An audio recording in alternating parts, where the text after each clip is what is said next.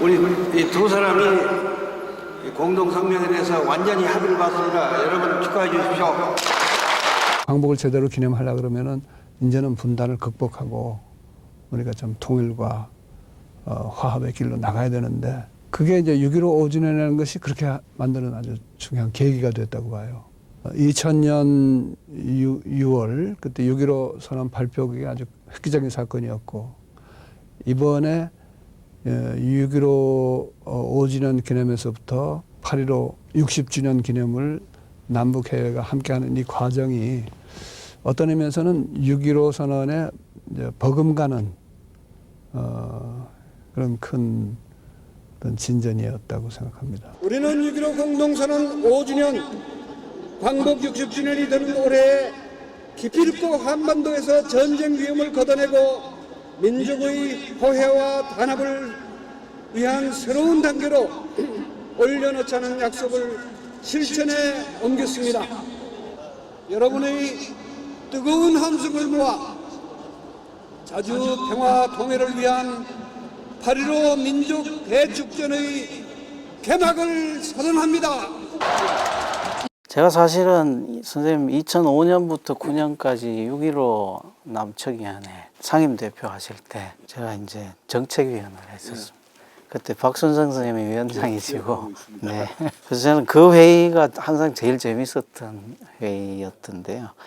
그때 저희가 많이 고민했던 게 북한과 3자 회동, 그러니까 해외 동포, 남측, 북측 했을 때에 소위 1대2가 되는 현상, 이거에 대해서 당시 실무하셨던 몇몇 분들이 되게 막 분노하기도 하고 못 참아하기도 하고, 이게 이제 북한을 어떻게 볼 건가의 문제인데, 또 한 가지 제 경험은 그때 이제 연평도 사건이 터졌을 때 한번 모여서 연평도가 북한이 의도적으로 이제 도발한 거다, 막 이 논의를 막 할 텐데, 그때 선생님께서 이제 말씀을 주셨어요. 그러니까 지금 연평도만 이렇게 쳐다보면 여러분들의 답이 틀릴 수밖에 없다. 왜냐하면 이 지금의 연평도 사태는 천안함의 인과관계 속에서 봐야 되는 거다. 그 말씀을 하셔가지고 저희가 막 그때 설왕설래 하다가 다 그냥 반성하자 뭐 이랬던 기억이 있습니다. 그게 이제 아마 선생님께서 분단 체제론과 같은 개념적 이해를 하시기 때문에 사건에 일희일비하시지 않고 큰 틀에서 좀 계속 지금까지도 생각을 갖고 계신 것 같은데요. 그 당시 남북 해외 동포 체제. 예. 연평도와 천안함 사건의 인과관계를 바로 보자 하는 말을 듣고 얼마나 많은 분들이 반성을 했는지는 잘 모르겠어요. 왜냐하면 국민들은 오히려 처음부터 그 인과관계를 봤는데 거꾸로 봤어요. 내 생각에는. 사실은 북이 연평도를 그렇게 포격했다고 하는 거는 천안함이 자기들 소행이 아니라는 거를 알기 때문에 연평도 포격까지 간 거고, 만약에 북이 천안함을 그렇게 침몰시키고 연평도까지 또 포격했다 그러면은 그건 다시 우리가 상대를 할 수 없는 당사자가 되는 것이고, 또 우리 군은 군인대로 아니 천안함 당하고 나서 또 연평도 당해 그러면 이건 말도 안 되는 군대예요. 그래서 저는 우리 국군에 대한 불신이 그래도 꽤 있지만은 그 정도는 아니거든요. 그래서 이제 그런 함수 관계를 따져보자는 이야기였는데, 그게 지금 제 책에는 실려 있습니다만은 아직도 그건 제대로 논의가 안 된 것 같고요. 아까 그 3자 연대 얘기하셨는데, 이건 이제 처음부터 북측의 의도입니다. 그리고 범밀련이 말하자면 그런 구도 아니에요? 북측 단체, 말이 민간 단체지만은 당이 지도하는 단체고, 그 다음에 남측 위원회가 있고, 해외 측 위원회를 같은 급으로 해서 3자 연대를 만들자는 건데, 그게 그동안에 쭉 해외에서 통일운동 해온 분 중에 다수가 북하고 그 연계가 깊고, 또 그전에 그랬잖아요. 북이 통일에 적극적이고 우리 남쪽은 그 반대하고 뭐 자꾸 그 회방 놓는 쪽이었기 때문에. 그런데 이제 그래서 그게 우리 소위 민족공동위원회 구성할 때부터 남북 간에 굉장히 쟁점이 됐고, 그것 때문에 구성을 미루자 하는 세력이 우리 남측 내부에 상당 부분 있었는데, 나중에 타협을 해서 해외위원회를 공동대표를 두자. 그래서 한 분은 문동환 목사, 한 분은 곽동의 의장. 그렇게 해서 이제 겨우 금강산에서 출정식을 한 겁니다. 그러나 저는 지금도 우리가 남북연합을 가령 건설한다 그럴 때, 통일한다 그럴 때, 해외에 있는 동포들도 똑같은 주인이지만은 그 주역은 아니거든요. 주역은 역시 남과 북이고 해외 분들은 서포터즈니까. 그럼 6.15 위원회도 구성한다 그러면은 남과 북이 대등한 주체가 되고, 이 남과 북이 합의해서 초청하는 해외위원회가 이 기구 안에서 상당 부분 발언권을 갖도록 하자 하고 주장했는데, 그대로는 실현이 안 되다가 그래도 내가 하는 동안에는 그 공동위원장 체제로, 왜냐면 적어도 문남환 목사는 또 우리 편을 들어주셨으니까 상당히 작동을 했는데, 이거는 사실 북의 상당히 그 낡은 정략적인 사고라고 할까? 해외 동포를 자기들의 편에 내세워가지고 그게 한 표를 더 줘서 항상 2대1이 되게. 근데 남쪽이 제대로 합쳐가지고 하면은 2대1이건 3대1이건 상관없어요. 아니, 대한민국이 나라도 더 큰 나라고 또 우리나라의 민주적인 정통성이 있는 나라인데, 북이 뭐라고 해도 우리가 안 하면 그만해요. 그러나 그 3자 연대 때문에 굉장히 힘들었던 건 사실이고, 그거하고 조금 다른 차원의 남쪽에서는 이제 4자 구조 또는 4원 구조가 있었습니다. 민화협하고, 민화협은 이제 정부에서 만든 기구고, 통일연대라고 있었잖아요. 통일연대는 사실은 그 범인이랑 똑같은 기구는 아니지만은 북로선에 상당히 가까운 또는 북에 대한 지지가 강한 그런 집단이었는데, 이게 이제 우리 6.15 위원회 구성될 때 4자 구도로 바뀌었어요. 정단이 들어왔고 시민사회라는 게 들어왔습니다. 그러니까 이제 구조로만 보면 오히려 3대1로 통일연대가 몰렸지만은, 통일연대 워낙 숫자도 많고 뭐 수십 년 동안 헌신해온 분들이 많잖아요. 그래서 회의 같은 걸 하더라도 처음에는 통일연대가 정말 많이 나와도 과반을 못 합니다. 근데 한참 오래 끌다 보면은 이쪽 사람들은 다 가버려요. 그러면 통일연대가 완전히 그 판을 주도하게 되는데, 다만 사회권은 나한테 있거든. 그러니까 투표하자 그래도 내가, 아유, 우리가 투표해가지고 되겠습니까? 그래가지고 그럭저럭 내가 하던 시절에는 북에서도 자꾸 일이 되게 만들려고 노력을 했고, 우리도 일이 잘 돼가니까 그 좋은 시절이었죠, 그때가. 근데 그 후에 이명박, 박근혜 거치면서 완전히 일이 안 되니까 시민사회라든가 종단이라든가 다 빠져나가 버리고 민화협도 약화되고 이제 그렇게 됐죠. 그래서 보면 이게 제도도 중요하지만 리더십도 굉장히 중요한 요인인 것 같고요. 선생님 이렇게 여러 가지 상황들을 끌어가시면서 이제 남북관계 또 3자 연대를 어떻게든 진행해 가시는 게 되게 참 인상적이었습니다. 근데 이제 선생님 그만두신 후에는 그게 잘 안 돼가지고. 부임자의 리더십 문제라기보다 김상근 목사님이 저 이어받으셨잖아요. 네. 그분이 2텀을 하셨거든. 나도 2텀 했고 4년 동안 제대로 된 민족 대회를 한 번도 못 하고 물러갔어요. 그 후에 이제 이창복 의장이 지금 하고 계신데, 거기도 북쪽하고 만남은 많이 몇 번 가지셨지만은 또 그거 만나고 왔다고 해서 처벌받기도 하고. 그렇죠. 예. 대화는 못 해본 거죠. 예. 네, 하여튼 뭐 결과적으로는 6.15 남측위원회도 선생님이 하실 때가 제일 빛났다. 뭐 이렇게. 북쪽에서도 그걸 인정을 합니다. 네. 북쪽에 그때 실무하던 친구가 더 높아졌어요. 네. 높아져서 조지아 대학의 박한식 교수 계시잖아요. 네. 그분이 소위 1.5 트랙, 네. 북쪽에 일부 당국자도 네. 포함하고 그다음에 민간하고 해서 조지아 대학에서 한번 회의를 한 적이 있어요. 예. 그때 가보니까 그 친구가 상당히 높아져 가지고 리종혁 위원장 바로 오른팔처럼 와서 행사던데 호텔에서 회의장까지 버스 타고 왔다 갔다 할 때 옆에 앉아가지고 그때가 좋았는데 그때 우리가 더 잘했어야 되는데 그러더라고요. 네. 사실은 이제 분단 체제론이 약간 거시담론 같은 이런 인상을 많이 주는데 그 동안에 선생님이 던져주신 여러 정책적 제언들을 보면 사실 이제 미시 단위의 정책이나 우리 실천 과제를 많이 주신 것 같습니다. 그거를 저는 한마디로 요약하면 국가연합과 그다음에 시민참여형 통일운동 이 두 가지인 것 같은데요. 그거를 조금 선생님 설명해 주시면. 국가연합은 사실 우리 남측 정부가 노태우 대통령 때부터 주장해온 공식 입장이에요.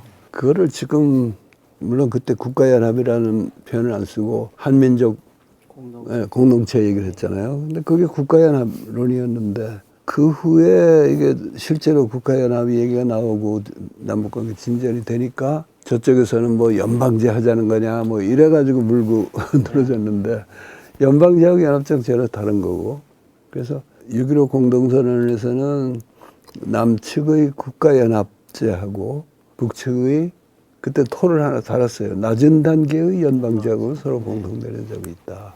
굉장히 모호한 외교적 표현을 써가지고 합의를 이뤄냈는데 저는 그 후에 이제 주장한 거는 국가연합으로 시작할 수밖에 없고 국가연합도 여러 단계가 있는데 낮은 단계의 국가연합으로 가는 수밖에 없다. 그러면 이 낮은 단계의 국가연합이라는 건 사실 국가연합인지 아닌지조차 불분명한 그런 단계를 거쳐서 점점점 그 결합의 도가 높아지는 건데 이게 시민참여형 통일 딱 맞는 유형이고 또 그렇게 할 때 시민참여가 최대한으로 보장된다 이제 그런 주장이었는데 근데 이제 시민참여 얘기하면은 소위 뭐 전문가니 이런 분들이 당국이 저렇게 애쓰고 안 되고 있는데 시민참여형 통일이라는 게 이게 말이 되냐 통일이라는 거는 역시 그 당국 간에 하는 거 아니냐 이런 이야기인데 우선 하나는 시민참여라는 게 꼭 남북관계 협상을 정부를 제껴놓고 뭐 민간이 해야 된다는 얘기하고는 전혀 다른 차원이고 제가 이 책에서도 강조하고 있습니다만은 남한에서 시민참여형 통일에 시민들이 최대 기여를 한 것은 촛불대항전을 통해서 통일을 방해하는 세력들을 퇴출시킨 것이다. 이제 그런 얘기를 했는데요. 시민참여형 그러면은 현실성이 없다. 뭐 해서 아니 그러면은 시민참여 안 하고서 통일 제대로 한 나라 있으면 나와보라 그래라. 그런 말 하잖아요.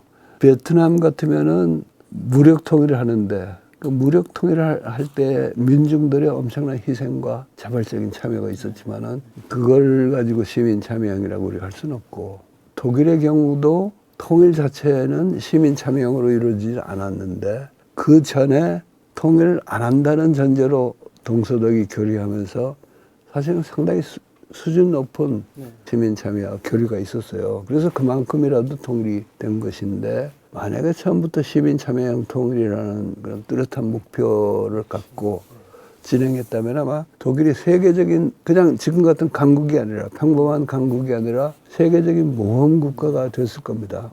또 하나의 전례가 예멘 아니에요?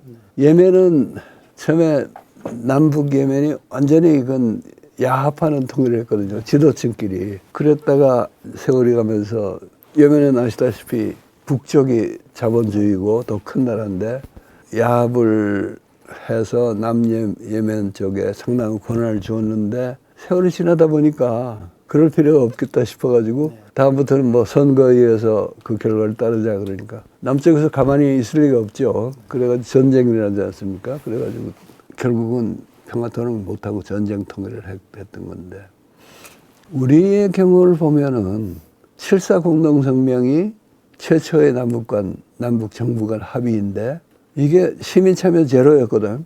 그러니까 그 발표할 때는 멋있었는데 지멋대로 지멋대로 했으니까 지멋대로 바꾸고. 아니 그럼 당신들 시민 참여 배제하고서 통일하겠다고 해서 이제까지 한 게 뭐며 앞으로 뭘 해내겠냐. 나는 이제 그렇게 반문하는 거죠. 예.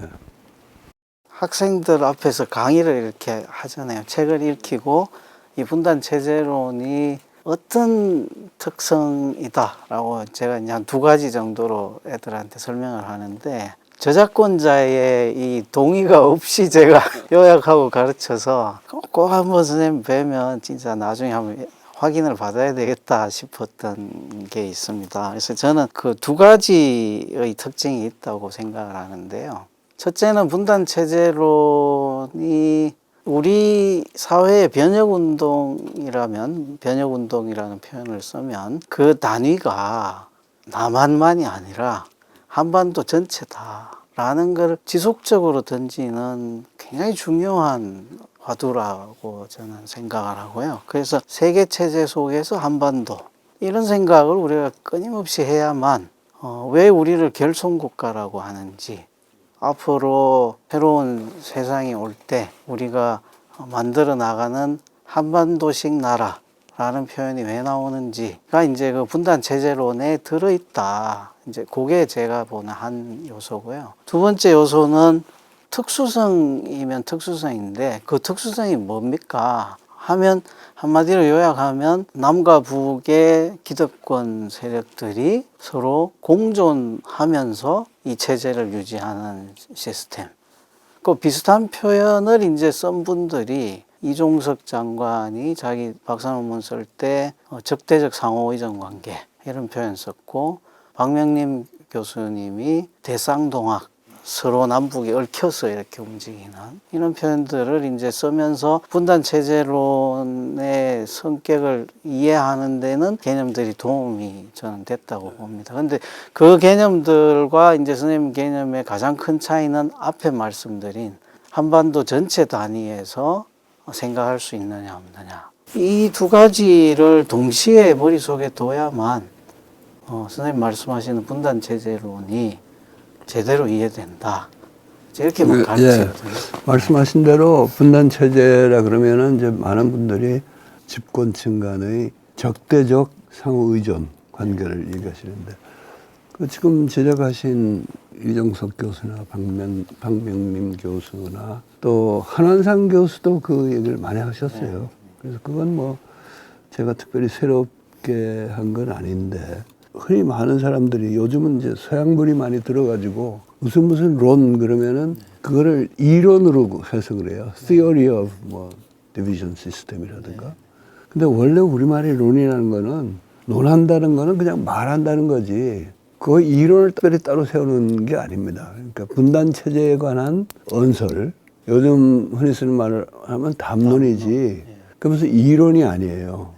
그리고 언설을 하는 사람에 따라서 왜 그럼 그런 소리를 하느냐 하는 게 다른데, 나는 분단 체제라는 것이 있다는 주장뿐 아니라 이거 좀 바꿔보자 하는 의도를 처음에 가지고 바꾸기 위한 언설입니다. 말하자면 그냥 이론을 펼치는 일부 론자들하고는 좀 다른 면이다, 이렇게 말을 좀 드리겠고, 단위 문제가 중요하죠. 가령 변혁을 얘기한다든가 또 변혁적 중도주의라고 할 때, 변혁이라는 건 한반도 체제의 변혁이거든요.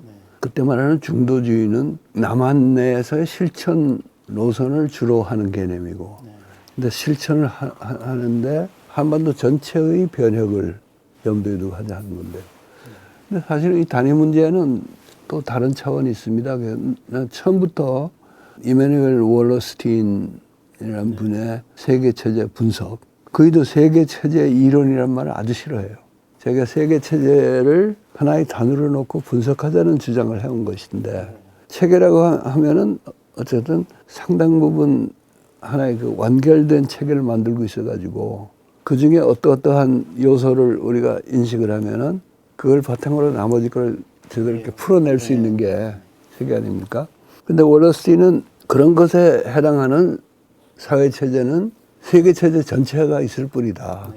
그래서 민족국가도 그렇고 뭐 그런데, 이제 나는 이제 거기에 하나 더 붙인 거는, 그 월러스틴 그 주장에 나는 동조하는데, 우리나라의 말로 그 세계체제 속에서의 한 단위로서 대한민국이나 조선인민민주주의인민공화국이 있는 게 아니라 그 둘이 한반도에서 분단체제라는 정치적 공동체 내지는 느슨한 의미의 체계죠. 체계로 얽혀 있는데 그런 나라에 사는 사람이면은 일국 단위의 분석이 사회과학에 안 맞는다 하는 벌러스틴 교수의 주장이 더 확 다가와야 되지 않느냐 이런 생각이었는데 아직도 보면은 대부분의 사회과학자들이 한국이라는 기본 단위로 삼고 거기에 이제 덧붙여서 이런 특성도 있고 저런 특성도 있고 그렇게 얘기를 하죠. 그것은 아마도 분단체제라는 게 현실에서 현대사에서도 꽤나 특이한 것이기 때문에 외국 교과서에 그런 얘기 안 나온단 말입니다. 그래서 외국의 사회과학자들도 자기 나라 중심 또는 일국 단위로 분석한다는 그 문제점을 안고 있지만은 우리는 그걸 그대로 답습해가지고 분단국에까지 적용하니까 문제가 더 심각해지는 그런 면이 있는 것 같습니다. 뭐 이종석, 박명림 이런 분들의 대쌍동학이나 적대적 상호의존 이런 것도 사실은 그 엘리트들의 관계를 중심으로 보면 이제 그런 속성이 나타난다는 것 같습니다.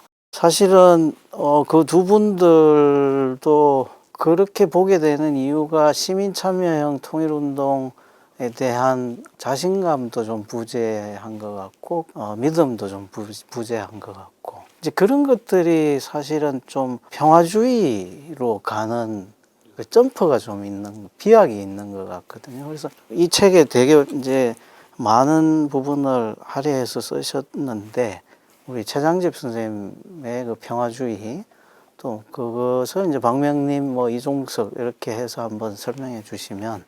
이종석 씨는 조금 다르다고 봐요. 나머지 두 분하고. 이분은 사실은 분단체제론에 대한 공감은 있습니다. 공감은 있는데 그 분단체제를 해소하기 위해서 시민들이 얼마나 어떻게 움직여야 된다 하는 데 대한 인식은 부족한 것 같아요. 왜냐하면 원래 연구자에다가 정부에 들어가서 고위 공직을 맡았고 또 최근에는 그 이재명 캠프에서 저거 하고 하니까 시민 참여형 가지고 뭐가 될 것 같지는 않고 단기적인 이득이라고 할까? 예? 그런 성과에 치우치는 그런 면이 있는 거고 최장집 교수하고 박명림 교수는 사실 대동소이한 입장이라고 봅니다. 그 이제 평화주의라고 이름하셨는데 평화주의 자체가 나쁜 건 아니잖아요. 어떻게 보면 통일보다 평화가 더 보편적인 상위 가치이지만은 통일을 완전히 배제하고 남북이 평화롭게 내내 같이 살면 되지 않냐